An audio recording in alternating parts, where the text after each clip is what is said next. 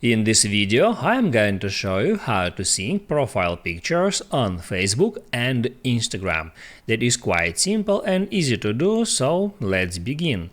Instagram and Facebook allows you to sync both of their profile pictures, so when you change the one picture, it will automatically change the other.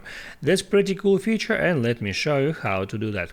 So first, open up Facebook app, then right here hit add menu icon, and then hit right there at gear icon to open up settings. On settings, scroll down to the very bottom and right here tap at Accounts Center.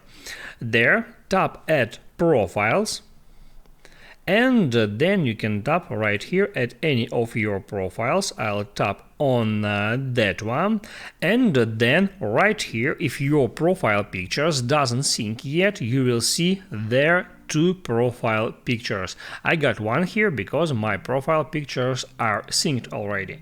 In order to sync the pictures, you can hit right here at Profile Picture, and then just toggle on Sync Profile Picture feature. Just hit at that switcher to turn it on. And since that time, your profile pictures on Facebook and Instagram will be synced. I hope it helps you guys, so don't forget to like and subscribe.